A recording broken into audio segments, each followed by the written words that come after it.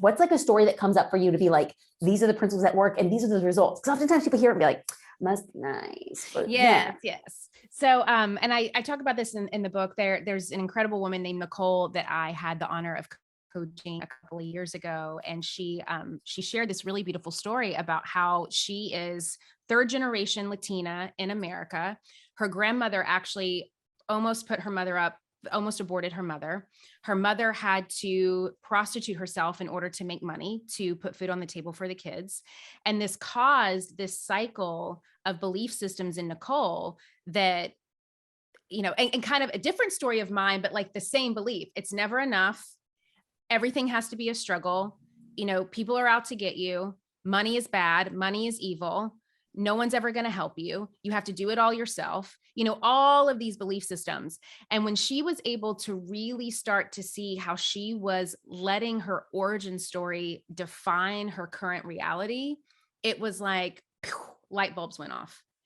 And she became aware of that. She became aware that she's like, I'm kind of living my grandmother's story. And like, my grandmother already went through that, so I didn't have to go through that. My mother already went through that, so I didn't have to go through that.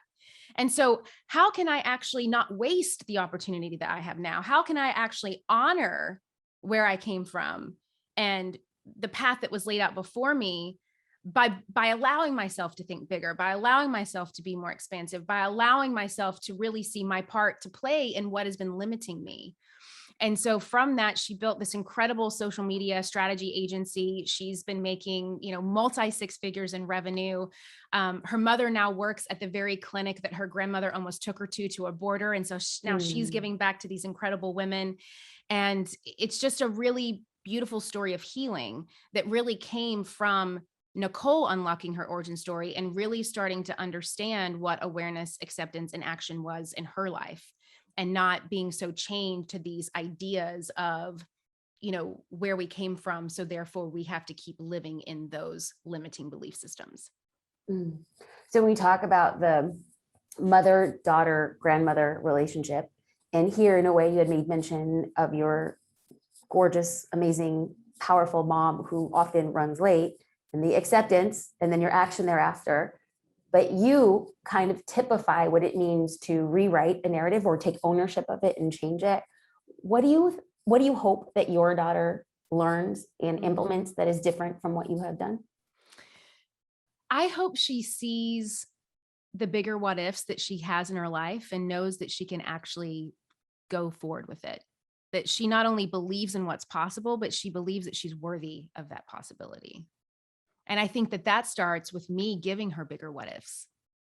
How so? And I was given to not limit her, being from where I'm from, it was scary for people to think big. It was scary for people to move out of that small town. It was scary for people to have big dreams. It was scary for people to be entrepreneurs. My mom would always say, why aren't you satisfied in your corporate job, which gives you healthcare that I never had and gives you a 401k that I never had. And it was all my mom's fears of, my mom had to hustle to put food on the table. She had no college degree. She had no background. She had nothing to fall on.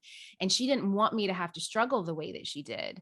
And so even though I can have compassion for that and honor where that comes from, it's kind of like, I see you, but don't put your issues on me. Like, that's not mine.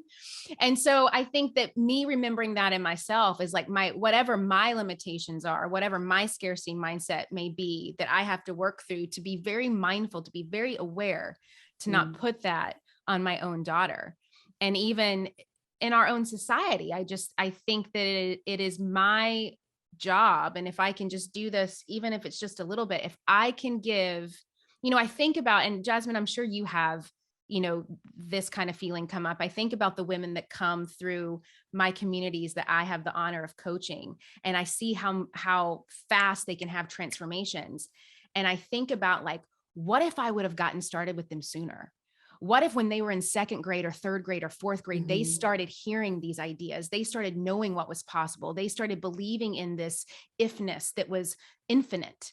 What would happen? What would have changed?